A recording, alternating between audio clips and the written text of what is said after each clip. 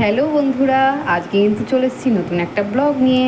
আর আজকের ব্লগটা কিন্তু রান্না বান্না নয়, আজকের ব্লগটা আমি কি করছি তোমরা দেখো। গাছের টাটকা টাটকা অ্যালোভেরা, আর অ্যালোভেরাটাকে আমি চাকু দিয়ে কাটছি, নইলে তো জেলটা বের করবো কী করে, তাই না? তো বন্ধুরা, এটাকে তুমি অ্যালোভেরা চাকু দিয়ে পিস পিস করে নিয়েও করতে পারো ওপরে। আমার যেহেতু খুব তাড়াহুড়ো ছিল, তো অ্যালোভেরা জেলটাকে আমি দেখলাম চাকু দিয়ে কীভাবে আস্তে আস্তে বের করলাম। ওর ভেতরে আমি মিক্স করব, নারকেল তেল অ্যাড করছি দেখো। একটু বেশি করেই দেবো, যেহেতু আমি সবসময় মাথায় তেল মাখতে পারি না, কারণ মাথা ভীষণ চুলকায়। তার জন্য অ্যালোভেরার সঙ্গে আমি নারকেল তেল অ্যাড করছি। ঘরে ভিটামিন ই ক্যাপসুল ছিল না, তোমরা যদি দিতে পারো ভীষণই ভালো হয়।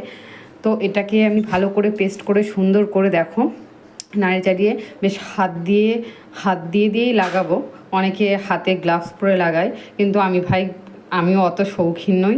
আমি ঘরোয়াভাবেই আমি তৈরি করি, আর ঘরোয়াভাবে করি। দেখো মাথায় কীভাবে লাগাচ্ছি, এইভাবে সারা মাথায় লাগিয়ে নেব। শুধু আমি একা লাগাবো না, এটা আমি লাগাচ্ছি। আর জানোই তো, ভিডিওর স্ট্যান্ড নিয়ে আমার খুবই অসুবিধা হয় ভিডিও করতে। মেয়ে ভিডিওটা করছিল, তো মেয়ের মাথায় যখন লাগাবো একটু দেখাবো না তোমাদের, সেটা তো হতে পারে না। তো এরপরে আমি দেখো আমার মাথাটা যখন কমপ্লিট হয়ে যাবে লাগানো, তখন আমি আমার মেয়ের মাথায় লাগিয়ে দেবো। যে মেয়ের মাথায় লাগাচ্ছি। বেশ যখন তোমরা স্নান করবে তার আধ এক ঘন্টা আরও বেশিক্ষণ রাখলেই ভালো হয়। কারণ দেখানোর পরে আমি শ্যাম্পু আর কন্ডিশনার দিয়ে ধুয়ে দেখো চুলটা কেমন হয়েছে। আর বন্ধুরা, এইভাবে তোমরা লাগিয়ে দেখো, অনেক উপকার পাবে। খুশকি চলে যাবে, চুলে গ্লেজ বেড়ে যাবে, আর চুলের গোড়াও শক্ত হয়।